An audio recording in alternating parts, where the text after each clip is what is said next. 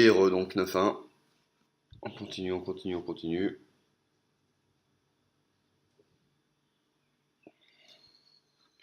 Rien de spécial à dire sur la dernière game. Il n'y a pas eu énormément de choses juste à tenir les points de vie. Il avait l'avantage au board pendant les 4 ou 5 premiers tours. Et ensuite on a réussi à inverser tout ça. Et donc là à 9-1 on va tomber contre un mage. Alors, ouah, alors ça c'est le genre de main dont on est vraiment pas très content, excepté le dragon ferry. Donc là on va probablement tout enlever sauf le dragon. Alors le croisé, c'est toujours assez difficile. On peut le garder, le croisé. On peut le garder quand on a un bon tour 2 en fait, puisque quand on va avoir le bon tour 2, donc là en l'occurrence le dragon féerique, le mage en face va vraiment avoir... ça va vraiment être très très très très chiant pour lui de faire pouvoir pour enlever le bouclier et repouvoir pour tuer le croisé alors qu'il est en train de se prendre des 3 points de dégâts du dragon féerique. Donc là c'est le cas de figure où vraiment on peut garder le croisé 3-1, bouclier divin.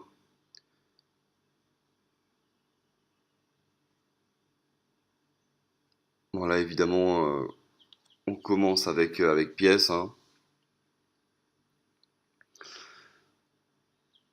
D'accord. Voilà c'est intéressant parce qu'on a plusieurs choix. On peut soit faire pouvoir, soit faire pistage. Je pense que voilà, je suis en train de toucher le piège. C'est vraiment pas mauvais de faire le piège de faire le freezing trap là maintenant parce que vraiment il va croire qu'il va nous tuer notre dragon féerique, ce qui est vraiment un très très bon trade pour lui. Et au final, il va se retrouver à ne pas piocher de cartes, à ne pas tuer le dragon et à ne même pas pouvoir rejouer sa 2-1. Donc là, on a un très très bon piège. Et là, évidemment, on va continuer. On attaque évidemment le héros donc avec le dragon féerique, hein, et là il est hors de question de trade, on a pris l'avantage. Et on décide de poser le Worgen.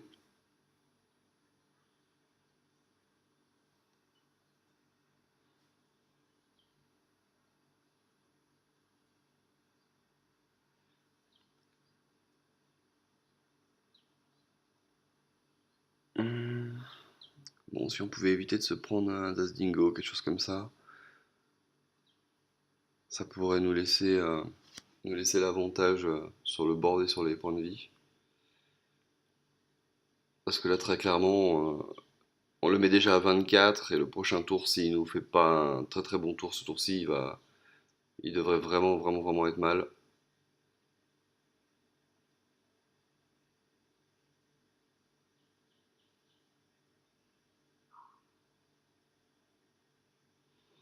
Waouh, il décide de piocher et il fait un trade. Alors ça, ouais, moi, j'allais dire c'est très mal joué. S'il peut pas nous tuer le Worgen, bon bien sûr il peut nous le tuer. Donc là il a fait un bon tour. Là on peut faire pyromancien, pistage.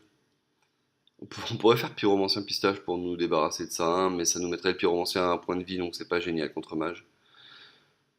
Donc on fait pyromancien pouvoir. Hop, on continue à faire des points de dégâts. Il lui reste 10 tours à vivre là, quoi qu'il arrive. C'est toujours important.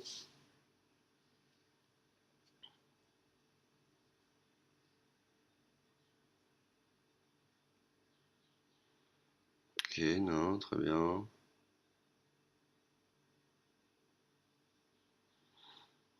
Bon, là c'est le tour où il faut poser le tigre. Tigre qui est vraiment une très très bonne carte quand on joue chasseur, hein. N'hésitez vraiment pas. Ça fait tellement souvent les points de dégâts qui manquent à la fin ou les points de dégâts qui font la différence pour pouvoir le tuer 2 tours plus tard avec le pouvoir. C'est vraiment une très très bonne carte. Et très souvent, il n'y a pas moyen de la tuer, quoi, hein. Déjà le fait qu'elle soit camouflage évidemment, mais en plus 5 points de vie, ça protège de fire, enfin ça protège de Flamestrike, ça protège de vraiment quasiment tout.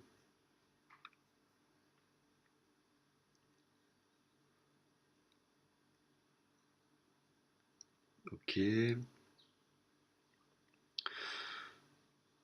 Ok, bon. Alors. Waouh, on a ça. Ouah, alors là, il y a vraiment, vraiment plusieurs choix.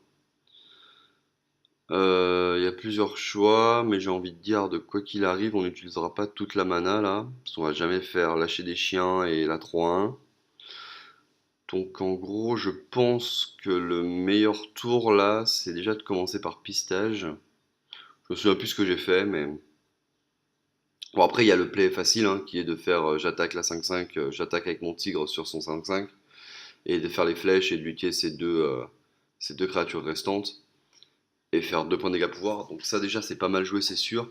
Voilà, maintenant on commence par pistage pour voir un peu ce qu'il va y avoir. Et là on a un tir explosif qui normalement est pas trop mal.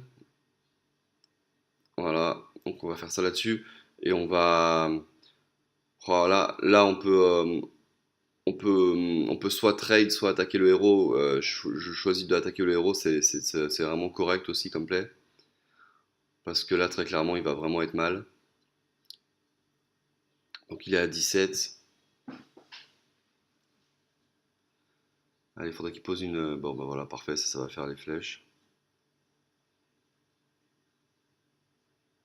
Bon, bah là, on se dirige vers flèche et le 3-1 ou pouvoir. Bon, on fait pouvoir. C'était peut-être mieux de faire la 3-1 là, mais bah, ça a pas de grosse différence. De toute façon, là, on est vraiment dans une optique de on maîtrise, on fait des points à tous les tours. Et si jamais il s'excite un peu trop, ben on fera un lâcher des chiens.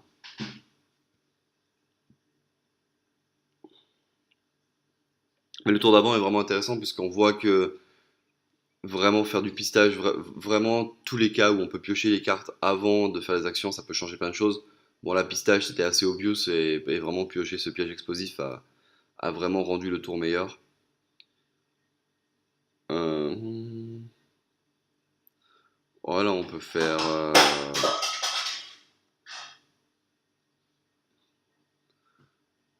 Je décide de faire la 3-1 bouclier, de faire pouvoir, oui, pourquoi pas. Je garde lâcher des chiens et le contrôleur au cas où il s'excite vraiment en créature, ce qui va quand même être assez rare, mais on sait jamais.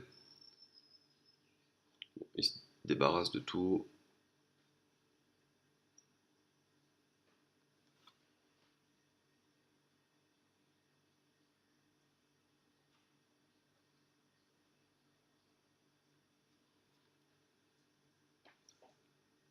Et on se prend une belle petite sauce avec ce nain qui booste son mage et il nous pose un golem. Bon bah là ça va être le moment de faire.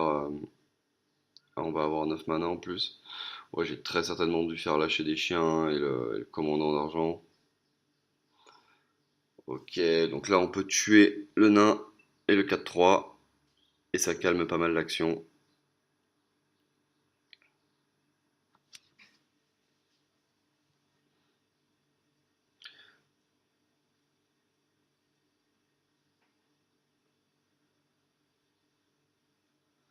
On n'est pas très bien là parce qu'il nous fait vraiment des bons tours.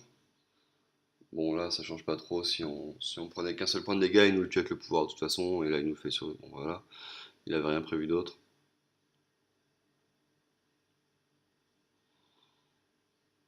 Das Dingo, bonne carte. Je pense que là, il faut 4, faut poser Das Dingo. Voilà, donc là, faut faire le plus de.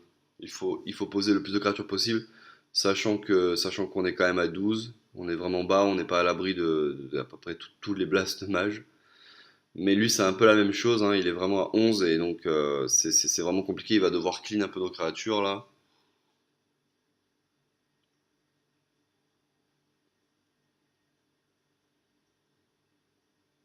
Elle est vraiment tendue cette game, je me souviens plus du tout si je l'ai gagné ou pas.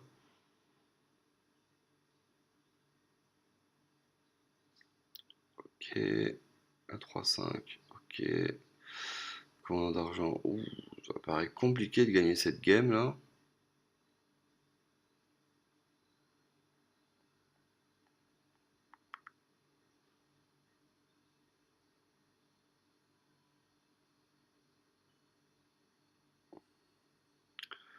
Oh, d'accord, ah bah oui, je l'ai peut-être gagné comme ça en fait. Waouh, contrôleur mental qui prend la bonne créature. Ah oui, j'ai été chanceux là. J'ai été chanceux, par contre j'aurais peut-être pas dû... Ah, quoique si. Ah oui, si, j'ai vraiment été chanceux sur cette game. On fait, on fait le contrôleur mental parce qu'il a 4 créatures, on attrape la meilleure évidemment qui nous permet de faire le dos, enfin qui nous permet de faire un trade et qui le met assez mal puisque du coup, bon, enfin, on est toujours mort sous boule de feu, mais waouh, ça retourne complètement le board. On a été extrêmement, je me souviens absolument plus de cette partie. Et donc ah, je pense que je la gagne, hein. Ah oui, il se tue son petit 2-1 qui fait piocher. Pour utiliser les arcanes, mais là, à mon avis, il a rien. Ouf! Eh ben dis donc, on s'en sort bien sur cette game. Un petit peu de chance, même beaucoup. C'est pour toutes les fois où on n'en a pas. Et donc on passe à 10, 10-1. Et on continue avec la prochaine vidéo.